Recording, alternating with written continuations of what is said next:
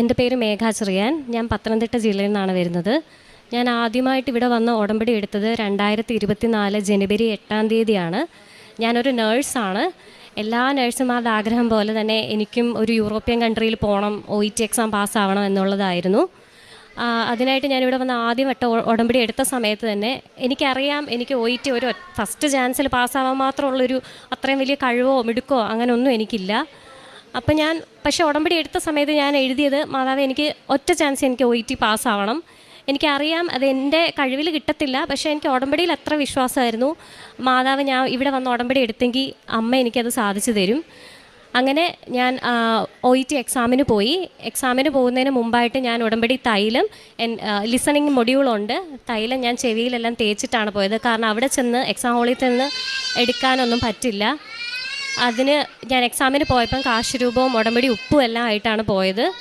അങ്ങനെ OET exam എഴുതിയവർക്കറിയാം, first module reading മൊഡ്യൂളാണ്. അതെന്തുമാത്രം ടഫാണെന്ന് ഒരു വട്ടയിൽ എഴുതിയവർക്കറിയാം. അങ്ങനെ റീഡിങ്ങിന് ഞാൻ കയറി. A പാർട്ട് എന്ന് പറഞ്ഞാൽ 20 ക്വസ്റ്റ്യൻസ് ഉണ്ട്. 20 ക്വസ്റ്റ്യൻസിൽ നിന്നും ഒരു 18 എങ്കിലും നമ്മൾ സ്കോർ ചെയ്താലേ നമുക്ക് ജയിക്കാനുള്ളൊരു ചാൻസ് അവിടെ കിട്ടുന്നുള്ളൂ.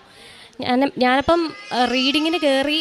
പക്ഷേ എനിക്ക് എല്ലാം വായിച്ചിട്ട് മനസ്സിലാവുന്നുണ്ട്, ആൻസർ ലൊക്കേറ്റ് ചെയ്യാൻ പറ്റുന്നില്ല, ഒന്നും പറ്റുന്നില്ല. അപ്പം ഞാൻ പറഞ്ഞു, മാതാവ് എൻ്റെ കയ്യിൽ നിന്ന് പോയി, ഇനി മാതാവ് നോക്കിക്കോണം എന്ന് പറഞ്ഞ് ഞാൻ ഉടമ്പടി ഉപ്പ് കൊണ്ടുപോയിട്ടുണ്ടായിരുന്നു. ഉടമ്പടി ഉപ്പ് ബുക്ക്ലെറ്റാണ് നമുക്ക് എക്സാം പേപ്പർ.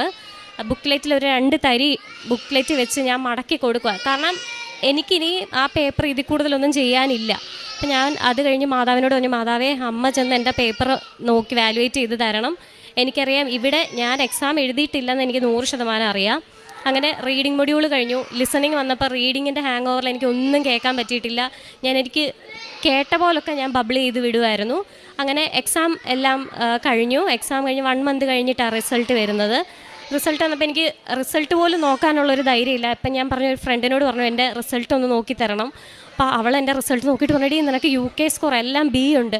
ഞാൻ പറഞ്ഞു, ശരിക്കും എനിക്കൊന്ന് അയച്ചു തരുമോ എന്ന് ചോദിച്ചാൽ എനിക്ക് അയച്ചപ്പം എല്ലാ മൊഡ്യൂളിലും 350, റീഡിങ്ങിനൊക്കെ 380 നല്ല സ്കോറോടുകൂടി എനിക്ക് കിട്ടി. അപ്പോഴും എനിക്കറിയാം, ഒരു 350 എനിക്ക് മാതാവ് വന്ന് ഇട്ട് തന്നത്, എനിക്കൊന്നെങ്കിൽ എക്സാം എളുപ്പമായിരുന്നെങ്കിൽ ഈ 350 ഞാൻ എഴുതിയതായിട്ട് ഞാൻ ഒരുപക്ഷെ ഞാൻ കരുതിയേനെ. പക്ഷേ അവിടെ എനിക്ക് 350 റീഡിങ് ലിസണിങ് വന്നപ്പോൾ എനിക്ക് മനസ്സിലായി, മാതാവ് എനിക്ക് നോക്കി തന്നു, മാതാവ് ഇട്ട മാർക്കാണത്. അങ്ങനെ OET എക്സാം കഴിഞ്ഞു. OET എക്സാം കഴിഞ്ഞ് നേരെ വരുന്നത് CBT എക്സാം എന്ന് പറഞ്ഞൊരു എക്സാമുണ്ട്. ആ എക്സാമിന് സമയത്തും മാതാവിൻ്റെ ഉടമ്പടി